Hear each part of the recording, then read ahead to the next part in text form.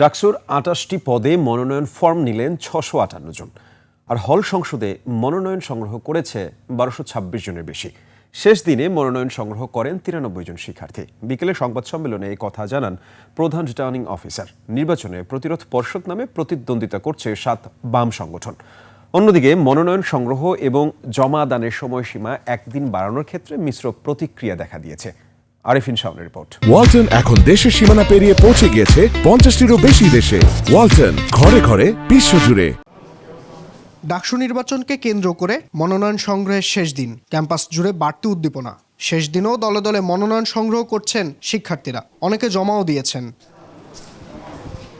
শতাধিক মনোনয়ন জমা দেওয়া সহ মনোনয়ন সংগ্রহ করেছেন অনেকেই।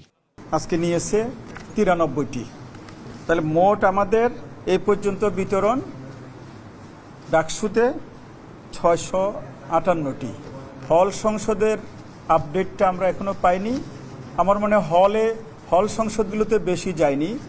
আপনারা আগে গতকাল যে ১২২৬ পেয়েছিলেন তার সাথে হয়তো প্লাস কিছু হবে।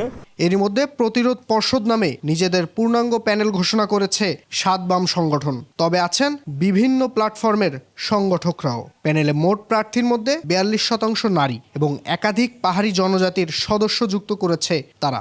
২৪-এর যে গণহত্যাকারী শক্তি, ৭১-এর যে গণহত্যাকারী শক্তি, সেই গণহত্যাকারী শক্তি যাতে এই ক্যাম্পাসে পুনর্বাসিত হতে না পারে, তারা যেন কালকে আমাদের এখানে আদিবাসীদের, নারীদের, ধর্মীয় সংখ্যালঘুদের অধিকার হরণ করতে না পারে, তা নিশ্চিত করার জন্য আমাদের যে লড়াই, সেই লড়াইও জারি থাকবে।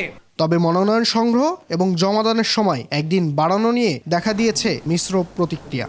একদিন বর্ধিত করেছে, এই বিষয়টাকে আমি ভালো চোখেই দেখতেছি। আরও অনেকেই জমা দেবে, কারণ আমার মনে হয় আরও অনেকের এখানে অংশগ্রহণ করা উচিত। যে নির্দিষ্ট একটা দলকে সুবিধা দেওয়ার জন্য এটা করা হচ্ছে। ছাত্র দলের কিছু যে নেত্রী যে ওখানে নির্দিষ্ট সময়ের পরে ফর্ম তুলতে যায় এবং ওইটাকে ঘিরেই কিন্তু বঙ্গমাতা হলে স্টুডেন্টদের সাথে তাদের একটা ক্ল্যাশ ঘটে, এবং এই সুযোগটা কিন্তু আপনি পাবো না। গেল ১২ আগস্ট থেকে মনোনয়ন বিক্রি শুরু হওয়ার পর কয়েকটি ছাত্র সংগঠন তাদের প্যানেল ঘোষণা করে। তবে যথাসময়ের মধ্যে প্যানেল ঘোষণা করতে আশাবাদী ছাত্রদল। আরিফিন শাওন, ২১ টেলিভিশন, ঢাকা।